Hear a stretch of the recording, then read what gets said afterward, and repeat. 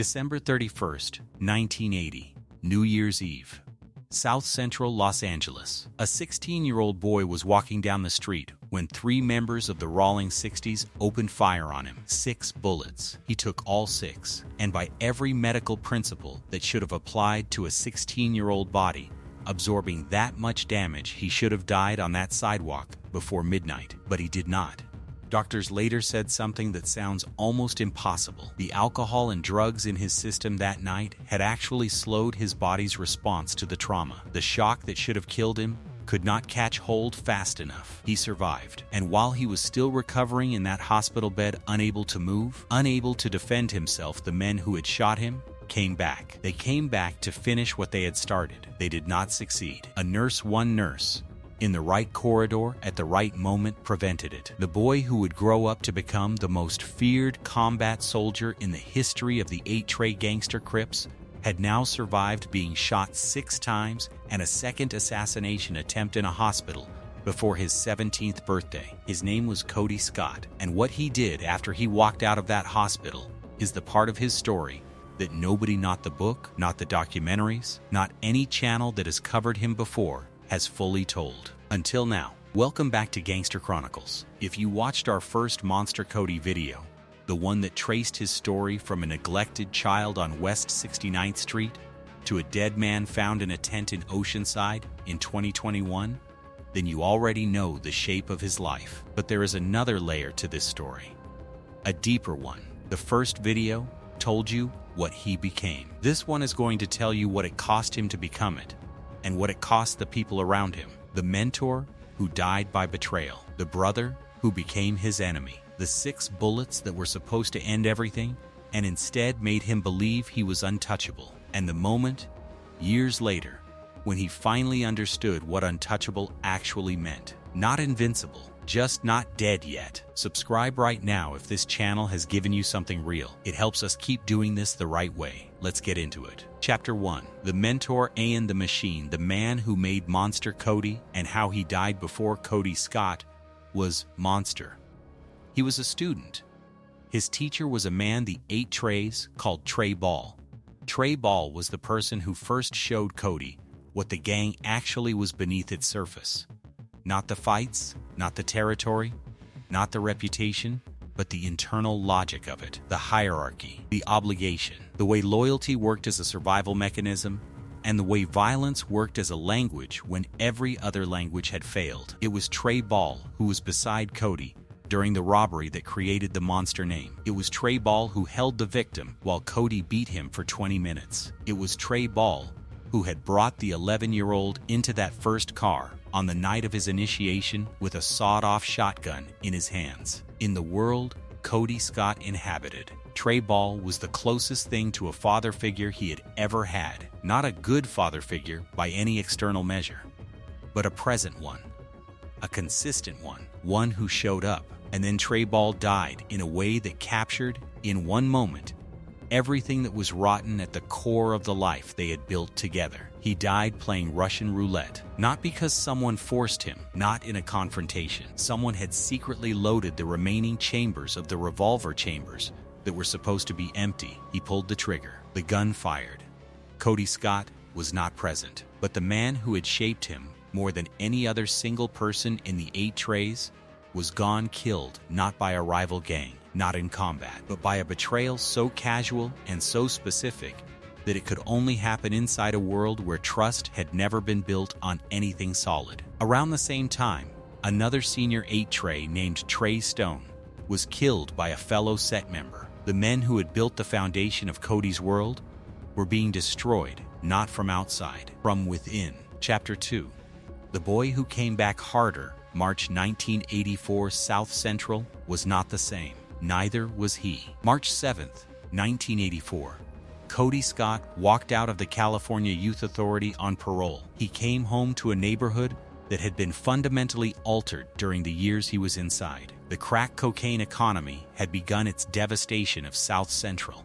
Money that had never existed in these blocks was suddenly available, and the violence that followed it was of a different order than what Kody had grown up with. His combat unit, the men he had fought beside, had been decimated, shot, imprisoned, Dead, he sold drugs briefly. He smoked PCP daily. He was a young man in his early 20s with the psychological architecture of someone who had been taught from age 11 that violence was the only reliable form of communication in a neighborhood where the landscape had shifted entirely. In September 1984, his apartment was raided. He was charged with mayhem and attempted murder, sent to the Los Angeles County Jail. Inside Module 4800, the designated Crip module, something happened that would eventually connect to his later transformation in a way that nobody around him could have predicted at the time.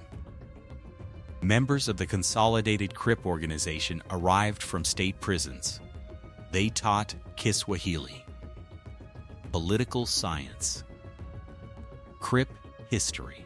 They presented an intellectual framework, however distorted, that placed gang membership inside a broader political context rather than a purely territorial one. Kody Scott committed to the CCO. He read their constitution. Then, he burned it, as instructed. He did not know it yet, but he had just taken the first step toward becoming someone else entirely. He would take that step for nearly a decade more before he arrived anywhere different. Chapter 3. 6 Bullets and Impossible Survival. The night that should have ended everything and what it actually created. We have to go back to December 31st, 1980. Kody was 16 years old. The rolling 60s and the 8 trays were in the middle of the war we covered in our previous episode, the conflict that had divided the entire Crip world into 2 permanent factions. 3 rolling 60s members found Kody Scott that night. They did not miss. 6 bullets entered his body. He was taken to the hospital in a condition that, by documented accounts, should not have been survivable. But 2 things worked in his favor that nobody planned for. The alcohol and drugs in his system had altered his physiology enough to slow the onset of shock, the medical crisis that kills gunshot victims faster than the wounds themselves. And the wounds, while severe, had not hit in the single combinations most likely to cause immediate fatal bleeding. He was alive. And then, while he was still immobile in that hospital bed, healing from 6 gunshot wounds, unable to stand, unable to run, the men who had shot him returned. They walked into that hospital to finish the job. One nurse, in the right place, at the right moment, saw them and intervened. That nurse's intervention is why the rest of this story exists. Kody Scott walked out of that hospital carrying 6 bullets worth of scar tissue on his body, and one conclusion in his mind that would shape everything he did for the next decade. He was untouchable, not because he was invincible, but because he had absorbed 6 rounds and survived a second attempt on his life and was still standing. In the logic of South Central gang warfare in 1980, that kind of survival meant something. It was read as evidence of something almost supernatural, a man so committed, so wired into what he was, that even bullets could not remove him from it. His brother, Kershawn Lil Monster, responded to the shooting exactly 1 year later. On December 31st, 1981, he shot 2 teenagers at a rolling 60s party and killed another that same day. He spent 5 years in the California Youth Authority. The violence had reproduced itself through the family. One brother shot 6 times. The other spending 5 years in a juvenile facility for retaliation. Their mother, Birdie, watching both of her sons consumed by the same street that had been consuming South Central families for a decade. Chapter 4. The book written in solitary and What It Cost, How the Most Celebrated Gang Memoir in American History Was Actually Written Here, is a detail about the book that almost nobody knows. Kody Scott, by then calling himself Sanyika Shakur, wrote Monster by hand. Not on a typewriter, not on a computer, by hand. Mostly while confined in solitary at Pelican Bay State Prison's security housing unit, a cell approximately 8 by 10 feet, 22 hours per day of isolation, no congregating with other inmates, meals through a slot in a door. He wrote the entire manuscript in those conditions, draft by draft, page by page, in handwriting that publishers later had to transcribe. The book came out in 1993. It sold massively. Critics compared it to the autobiography of Malcolm X. University courses assigned it. The mainstream literary world, a world that had nothing in common with the 8-tray gangster Crips, with West 69th Street, with any of the specific geography Kody Scott had come from, embraced it as essential American writing. And Sanyika Shakur, author, was released into that world. Shakur himself, in interviews, described what it felt like to walk into that reception. Publishers, journalists, academics, people who had read his book and wanted to ask him questions about it in rooms that looked nothing like Pelican Bay. And a creeping awareness that the world expected him to become something specific, the reformed gang member turned successful writer, a narrative that was comfortable for everyone except the man living inside it. People expected me to commit class suicide, he said, become a noted author. I didn't want to be the go-to guy when they said, "What about gangs?" Because that's not what it's about. The book had made him famous. It had not made him free. And the distinction between those two things is at the heart of everything that happened next. Chapter 5.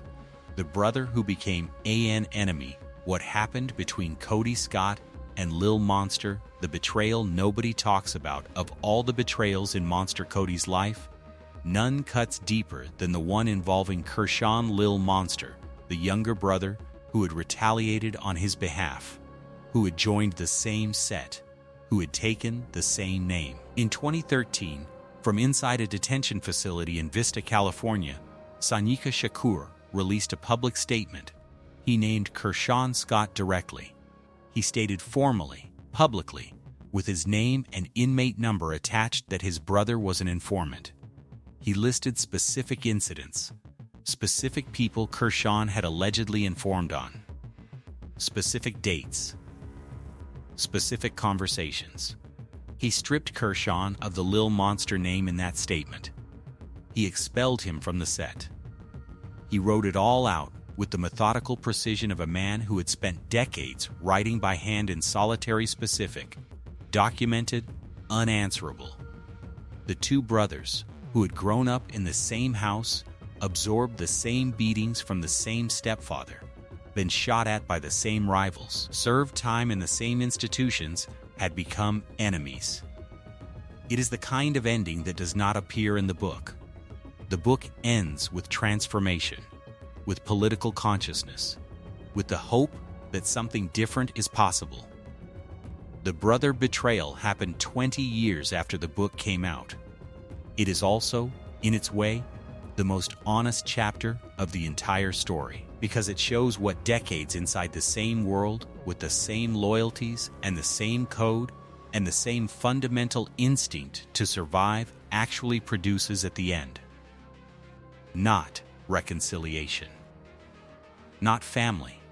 Just two men with the same blood and the same name, and nothing left to say to each other, except accusations. Chapter 6. The final accounting what Monster Kody's full life actually adds up to 11 years old, initiated into the 8-tray gangster Crips, fires a sawed-off shotgun the same night.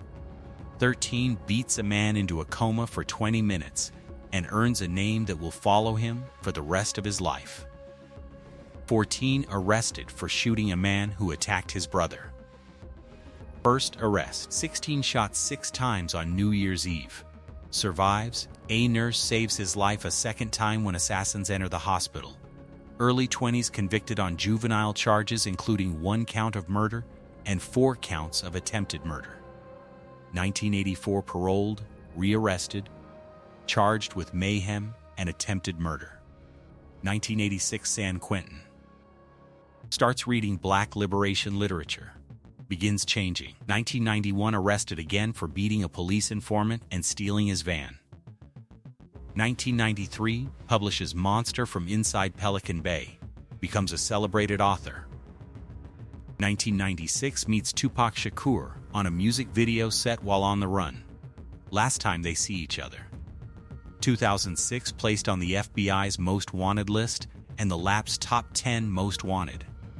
A $50,000 bounty on his head. 2007, arrested by a joint FBI, U.S. Marshals, Lap operation. 2008, pleads no contest to carjacking. 6 more years. 2012, released from Pelican Bay. 2013, publicly expels his own brother from the 8 trays as an informant. 2019, final release. June 7, 2021, found dead in a tent along the San Luis Rey River Trail in Oceanside, California. Cause of death, stroke. He was 57 years old. That list, every line of it, is the life of a boy whose stepfather deliberately left him behind when he took his other children to dinner. A boy who found his belonging in the only place that would have him at 11 years old. A man who built himself into something so terrifying that 6 bullets could not stop him. And who spent the last 2 years of his life in a tent near the ocean with nothing left to show for any of it except a book that people still read in university classrooms. The book is real. The transformation was real. And the tent was real. All 3 of those things are true at the same time. That is the most uncomfortable thing about Monster Kody's story. Not that it ends tragically, but that it ends honestly. Kody Scott. Monster Kody. Sanyika Shakur. A boy who was left behind. A teenager who became something America had never seen. A man who wrote a book from inside solitary confinement that professors still teach today. A man whose own brother became his enemy. A fugitive with a $50,000 bounty. An author. A stroke victim in a tent in Oceanside. All of that.